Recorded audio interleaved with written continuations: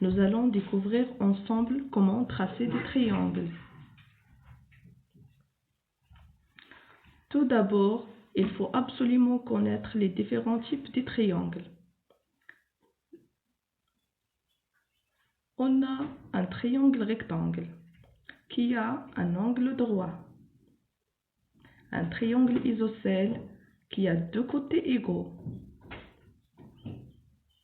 Un triangle équilatéral, trois côtés égaux.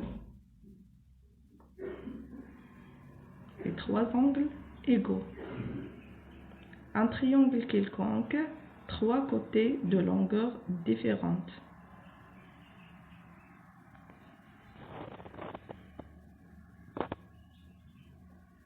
Donc, pour tracer un triangle rectangle, il faut absolument connaître ces quatre familles. On va commencer par le triangle rectangle. On doit commencer par l'angle droit. On va choisir l'un des côtés de l'angle droit et on va commencer à tracer. On va commencer par le côté OT qui mesure 7,5 cm. Donc, mon premier côté est donc tracé.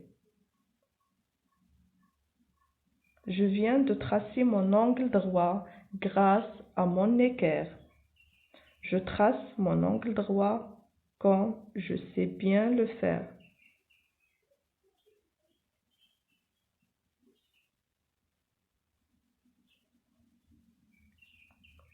C'est bon, on a tracé l'angle droit. Maintenant, on va tracer le côté OC qui mesure 5 cm. On va utiliser la règle. Donc, il faut bien placer la règle pour avoir un segment de 5 cm.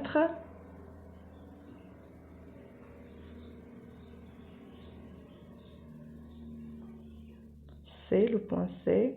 Maintenant, il me reste de relier les points C et T pour obtenir mon triangle. C'est bon. Ça, c'est un triangle rectangle. Maintenant, pour le triangle isocèle. Le triangle isocèle a deux côtés égaux, AF et AP, 8 cm. Le côté de la base, c'est PF qui mesure 6 cm. On va commencer par le côté de la base PF avec la règle. Ensuite, on utilise le compas. On ouvre à 8 cm pour nos deux côtés de la même longueur.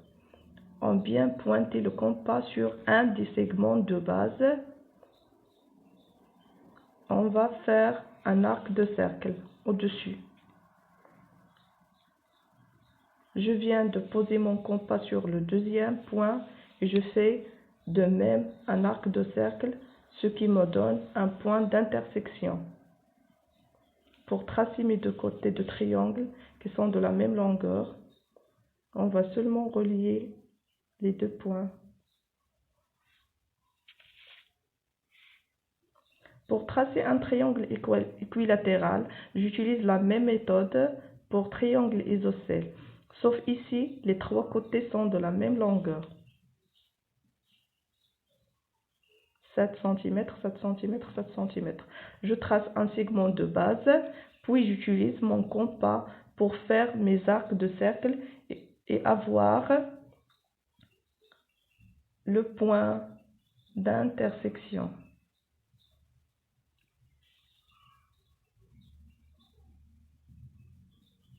C'est bon, on a trouvé le point d'intersection. Il me reste que relier les points. C'est bon, c'est un triangle équilatéral. A, B, C. En ce qui concerne les triangles quelconques, tu dois faire attention pour les mesures données. On va utiliser le compas et on commence par le côté le plus grand.